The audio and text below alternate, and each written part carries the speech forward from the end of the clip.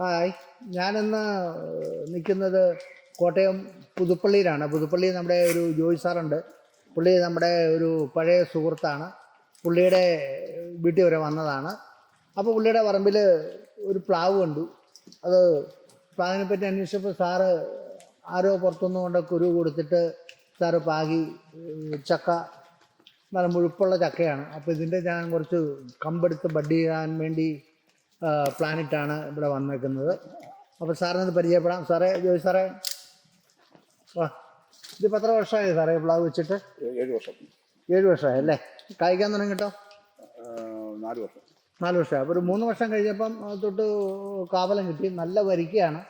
നല്ല വരിക്കയും നല്ല നീളമുള്ള ചുളയും നല്ല മധുരമുള്ള ചക്കയാണെന്നാണ് സാർ പറയുന്നത്. പിന്നെ വറക്കാനും പുഴുങ്ങാനും നല്ല ചക്കയാണ് അല്ലേ? അതെ. നിറച്ച് ചക്ക ഉണ്ടാകാറുണ്ടോ? അതോ ഒരു 10-12 10-12 ചക്ക ഉണ്ടാകുന്നുണ്ട്. പക്ഷേ ചക്കത്തിന് സാധാരണ നല്ല വലിപ്പമാണ്. ഒരു 3 വീട്ടുകാരൊക്കെ ഉള്ള ചക്കയുണ്ട് ഒരു ചക്ക പറിച്ചു കഴിഞ്ഞാൽ.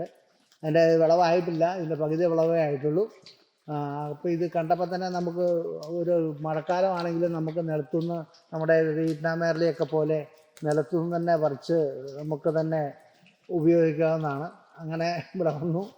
ഈ പ്ലാവ് കണ്ടു, സാറിനെ കണ്ടു. അപ്പോൾ ഈ പ്ലാവിൻ്റെ 2 കമ്പ് ഞാൻ വെട്ടി, ആളെ കൊണ്ടുവന്ന് വെട്ടിയെടുത്ത് ബഡ് ചെയ്ത് റെഡിയാക്കാൻ പോവുകയാണ്. കുഴപ്പമില്ലല്ലോ? അപ്പോൾ എല്ലാത്തിനും നന്ദി, സന്തോഷം. Okay, okay sir. ഓക്കെ.